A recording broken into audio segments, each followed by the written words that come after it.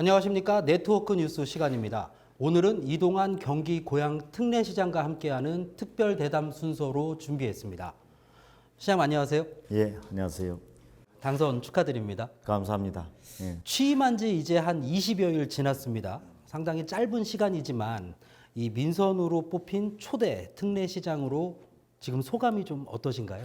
당선됐다는 그 당시에 기쁨도 있었지만은 지금 같은 경우에는 시민들의 그 기대가 그런 것이 큰 그 부담 같이 책임감을 느낍니다. 고양시의 시민들이 바라는 방향에서 적극적으로 시 행정을 하려고 합니다. 시민 제안을 받은 내용들도 많이 있었습니다만 그중에 대표적으로 주변 지역에 깨끗한 환경을 만들어 달라는 취지에서 쓰레기통을 설치해 달라 이런 얘기도 있었고 횡단보도를 설치해 달라 쓰러진 나무를 좀 제거해 달라 이런 요구사항이 많이 있었는데 바로 제가 설치를 했습니다.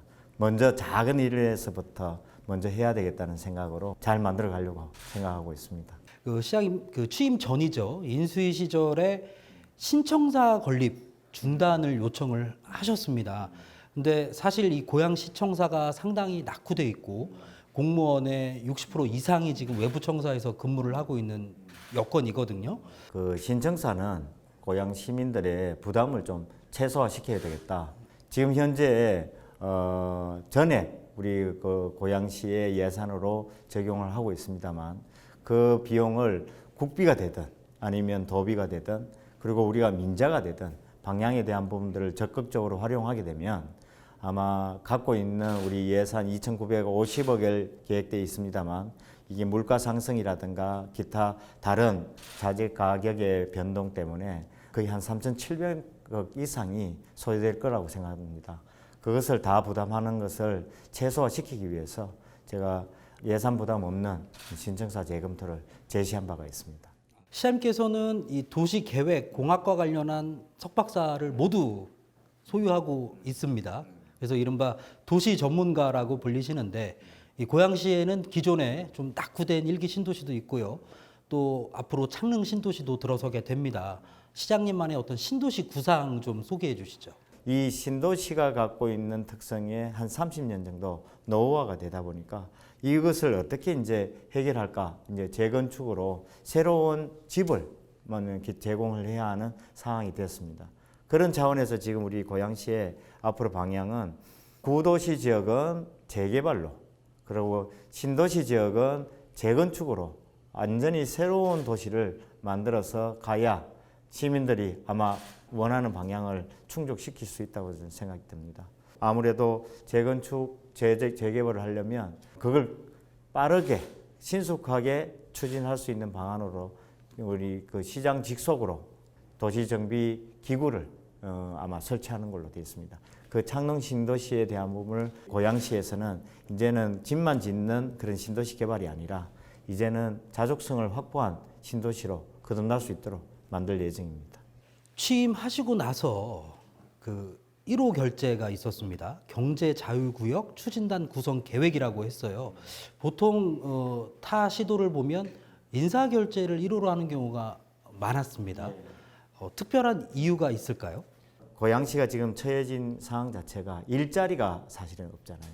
근데 일자리를 창출하기 위해서는 기업이 들어와야 됩니다. 근데 기업이 들어오려고 하니까 기업 자체에 유치하는데 걸림돌이 너무 많습니다. 첫 번째는 수도권 규제가 있고 그 다음에 그린벨트 규제가 있고 개발제한구역 규제죠. 그 다음에 군사시설에 대한 규제가 있습니다.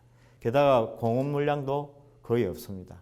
그래서 이런 규제에 대한 어려움을 극복하는 방법 중에 하나가 사실은 경제자유구역이라는 것이 필요하고 경제자유구역을 지정하게 되면 외국인도 기업도 들어올 수 있고 그다음 해외에 가 있던 복귀 기업도 들어올 수 있는 여건도 되고 그리고 우리 자체적으로 첨단 산업 분야에 종사하는 기업들이 자연스럽게 들어올 수 있는 어떻게 보면 그 생태계를 조성을 하는 거죠. 지방선거 끝나고 난 이후에 경기 북도에 대한 관심이 좀 집중이 되고 있습니다. 아무래도 경기 남부에 비해서 상대적으로 환경도 열악하고 규제도 참 많잖아요. 이 부분에 대한 시장님의 생각을 좀 듣고 싶습니다. 근데 지역 자체가 좀 어떻게 보면 서로 남쪽과 북쪽이 이렇게 결여되어 있는 거죠. 연계가 제대로 잘 안 돼 있고 그런 차원을 감안한다면 지역적인 부분이나 행정 서비스를 제공하는 입장에서는 분리가 필요합니다. 근데 중요한 것이 하나 있습니다. 이렇게 분리하기 위해서 그냥 단순히 지역적인 여건 때문에 분리가 된다고 하면 결국은 경기 남부에 비하면 북부 지역은 굉장히 열악한 환경을 갖고 있습니다. 지금 경기도 남부 지역은 다른 것보다도 포성인을 중심으로 해서 하나의 경제 자유구역이 형성돼 있죠. 시흥 같은 경우는 백오지구라고 있어서 거기도 경제 자유구역으로 지정됐습니다. 근데 북부 지역은 경제 자유구역 하나 지정된 데가 없습니다. 유일하게 지정돼야 될 지역이 바로 고양시가 경제 자유구역에 지정되면 만약에 북도, 남도로 구분되더라도 어느 정도 기반을 갖고 움직일 수 있는 여건이 된다는 거죠. 제일 좋은 방법이 수도권 교제에 대한 부분 정비계획법의 범위에서 이제 벗어난 상태에서 북도가 만들어져야 된다고 말씀드릴 수 있는 겁니다. 자, 이제 마지막 질문입니다. 시장님. 앞으로 고양 특례시는 이렇게 발전할 것이다. 이동환의 비전을 우리 시민들에게 소개해 주시죠. 저는 경기도에서 중심도시의 북부 지역은 아마 고양시라고 생각합니다. 일자리에 넘치게 하기 위해서 경제자유구역을 지정하게 되면 이제는 자족성을 확보할 수 있고 일자리도 확보하고 그리고 고양시가 이제 부자 되는 도시로서 역할을 할 수 있다고 저는 생각합니다. 그리고 교통면에서도 중요한 부분입니다. 지금 3호선이나 경의 중앙선 정도 있습니다만 이것을 9호선이라든가 신분당선을 고양시로 이렇게 유치를 하게 되면 우리 시민들의 발을 굉장히 편리하게 만들어 주리라고 생각합니다. 자유로와 강변북로의 지하고속도로 그리고 민간이 다시 제안을 했던 내용 중에 하나가 바로 양재에서 고양으로 이렇게 연결하는 지하고속도로를 만들게 되면 고양시의 교통면이 아주 새로운 전환기를 가지리라고 저는 생각이 들고 민선 8기는 이제는 그냥 고양 특례시의 차원이 아니라 경제 특례시로 거듭나고 우리 고양시가 새로운 변화와 혁신으로 시민들의 행복을 만들어내리라고 생각합니다. 지금까지 이동환 경기 고양 특례시장과 함께했습니다. 오늘 말씀 감사합니다. 감사합니다.